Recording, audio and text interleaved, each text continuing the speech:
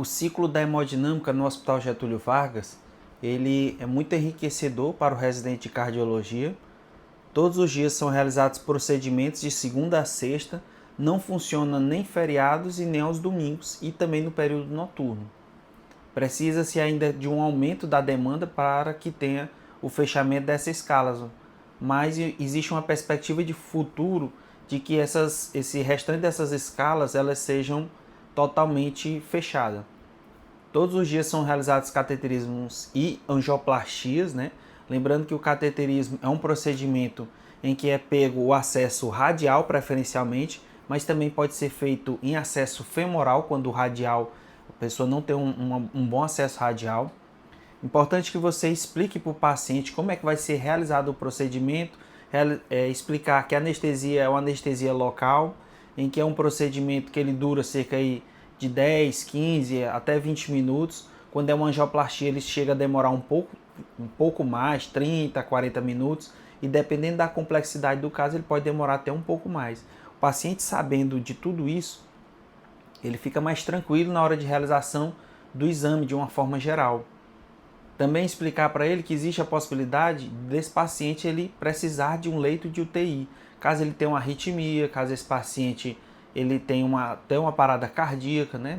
É muito incomum, pelo menos eu nunca vi casos assim, mas você explica para o paciente os riscos de arritmia, de parada cardíaca. Lembrando que não existe nenhuma meta-análise que mostrou, o estudo científico que mostrou um aumento de sobrevida, redução de mortalidade nesses pacientes que foram submetidos à angioplastia. São pacientes selecionados, geralmente são lesões pequenas, não são lesões de tronco, são lesões ali de cerca de 70% das lesões. Quando é 70%, e depende da localização, não pode ser uma lesão de tronco. Lesões que não sejam extensas, então tem que ser bem pontual essa lesão. Geralmente lesões acima de 70% é realizado o tratamento com angioplastia. Lesões acima de 90%, com certeza ali vai ser angioplastado. Discutir com a equipe tanto da hemodinâmica quanto a cirúrgica qual vai ser o melhor tratamento daquele paciente. Lembrando que o cateterismo, a angioplastia, ela vai reduzir a questão dos sintomas. Então você explica para o paciente todo aquele processo.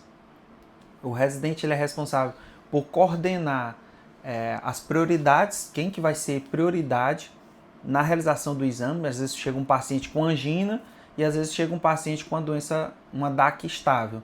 O ideal é que esse paciente com angina, então você conversa, discute com o chefe. Então assim, nós organizamos, mas nós sempre discutimos com o nosso superior, que é o chefe da hemodinâmica, o Dr. Miguel, que ele é muito acessível a discussões de uma maneira geral.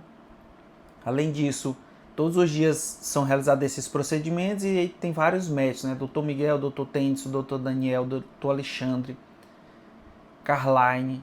Então são vários médicos que fazem parte desses procedimentos. Eles são muito acessíveis, não apenas na parte de discutir os casos, né? Eles mostram nas telas, explicam como é que foi o procedimento, como é que esse procedimento vai ser feito. Então a nossa função é checar a história do paciente, coletar os dados clínicos, checar o eletrocardiograma, ver as alterações eletrocardiográficas, repassar isso ao nosso chefe. De certa forma, outra função muito importante é sempre lembrar que esses pacientes pós-angioplastia têm um infarto do tipo 4, que são relacionados a procedimentos de angioplastia. Então, pedir troponina e pedir eletrocardiograma após a realização do procedimento, ficar visitando o paciente, né, conversando com ele para saber se ele não está sentindo dor no peito, que pode o paciente infartar durante o procedimento de uma angioplastia. Então, é importante discutir isso com os chefes. Então, assim, os chefes eles são bem acessíveis, explicar para o paciente a respeito dos riscos de complicações, como que vai ser feito o procedimento, a anestesia utilizada, discutir com a enfermagem. Então, sempre antes de também fazer, um dos exames que nós checamos a creatinina. Creatinina acima de 1,5, o ideal é que você discuta com um nefrologista e já faça uma pesquisa ali de uma DRC, tente compensar esse paciente antes da realização do procedimento.